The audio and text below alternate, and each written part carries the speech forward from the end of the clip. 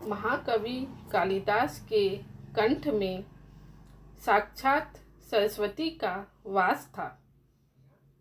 शास्त्रार्थ में उन्हें कोई पराजित नहीं कर सकता था। अपार प्रतिष्ठा और सम्मान पाकर कालिदास को अपनी विद्वता का घमंड हो गया। एक बार पड़ोसी राज्य में शास्त्रार्थ का निमंत्रण पाकर कालिदास सम्राट विक्रमादित्य से अनुमति लेकर अपने घोड़े पर रवाना हुए। गर्मी का मौसम था, धूप काफ़ी तेज थी और कालिदास को प्यास लग गई। थोड़ी तलाश करने पर उन्हें एक टूटी झोपड़ी दिखाई दी। झोपड़ी के सामने एक कुआं भी था। उसी समय झोपड़ी से एक छोटी बच्ची मटका लेकर निकली।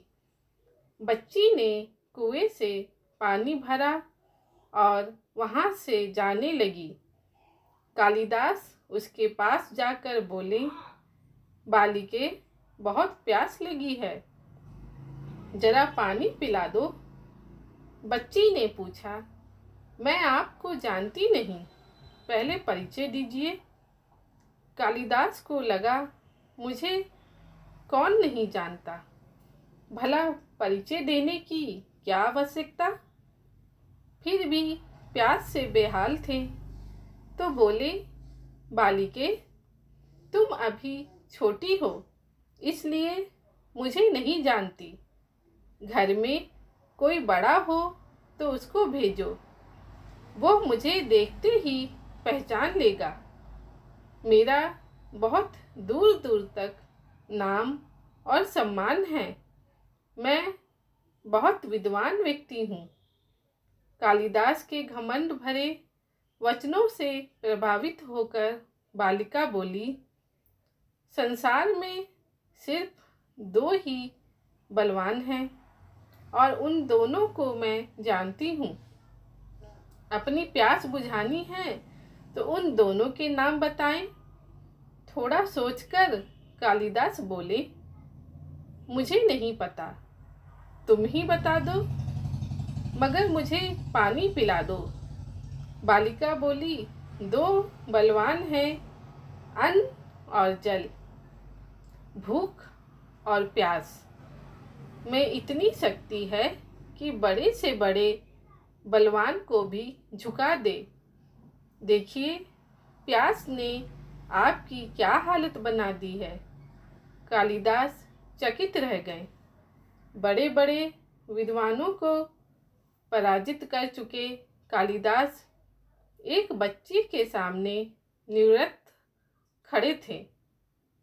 बालिका ने पुनः पूछा, सत्य बताएं, कौन हैं आप। कालिदास थोड़े नरम होकर बोले, मैं बटोही हूँ। मुस्कुराते हुए बच्ची बोली, आप अभी भी झूठ बोल रहे हैं। संसार में दो ही बटोही हैं, बताइए वे दोनों कौन हैं। तेज प्यास ने पहले ही कालिदास की बुद्धि छीन कर दी थी, पर लाचार होकर उन्होंने फिर से अनभिज्ञता व्यक्त कर दी। बच्ची बोली, एक स्थान से दूसरे स्थान तक बिना थके जाने वाला बटोही कहलाता है। बटोही दो हैं, चंद्रमा और सूर्य। आप तो थक गए हैं, भूख प्यास से बेदम हैं, आप कैसे बेदोही हो सकते हैं। इतना कहकर बालिका ने पानी से भरा मटका उठाया और झोपड़ी के भीतर चली गई। अब तो कालिदास और भी दुखी हो गए। इतने अपमानित वह जीवन में कभी नहीं हुए। प्यास से शरीर की शक्ति घट रही थी, दिमाग चकरा रहा था। उन्होंने आशा से झोपड़ी की तरफ देखा। तभी अंदर से एक वृद्ध स्त्री निकली। उसके हाथ में खाली मटका था। वह कुएं से पानी भरने लगी। अब तक काफी विनम्र हो चुके कालिदास बोले, माते पानी पिला दीजिए, बड़ा पुण्य होगा। स्त्री बोली, बेटा मैं तुम्हें जानती नहीं, अपना परिचय दो तो मैं अवश्य पानी पिला दूंगी। कालिदास ने कहा, मैं मेहमान हूँ, कृपया पानी पिला दें। स्त्री बोली, तुम मेहमान कैसे हो सकते हो? संसार में दो ही मेहमान हैं, धन और यौवन। इन्हें जाने में समय नहीं लगता। सत्य बताओ, कौन हो तुम? अब तक के सारे तर्कों से पराजित हताश कालिदास बोले, मैं सहनशील हूँ, अब पानी पिला दे। स्त्री ने कहा, नहीं नहीं, सहनशील तो दो ही हैं, धरती और पेड़। कालिदास लगभग मुरझा की स्थिति में आ गए। तर्क वितर्क से झल्ला कर बोले, मैं हठी हूँ। स्त्री बोली, फिर असत्य। हठी तो दो ही हैं, नख और केस।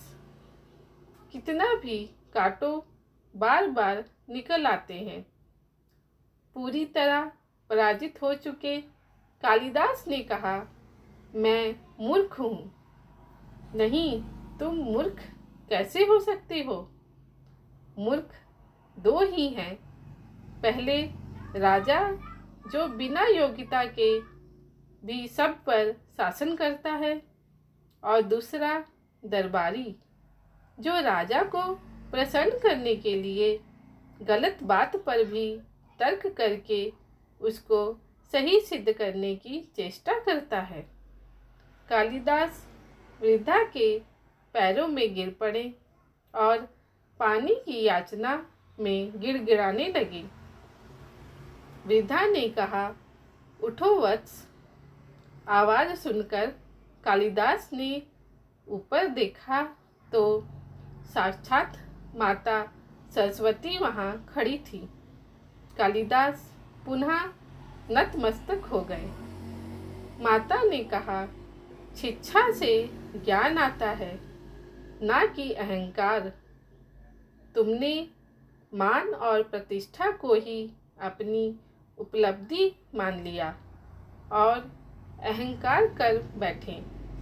इसलिए मुझे तुम्हारे चक्षुर खोलने के लिए स्वांग करना पड़ा। इस प्रकार कालिदास को अपनी नसर्व विद्वता का भान हो गया। तो दोस्तों, इस कहानी से हमें ये सीख मिलती है कि हमें किसी भी वस्तु का घमंड नहीं करना चाहिए, चाहे वो धन हो, पुत्र हो या फिर विद्या। घमंड इंसान की सोचने समझने की शक्ति छीन लेता है। घमंड इंसान को बुद्धि को छीन कर देता है। धन्यवाद दोस्तों।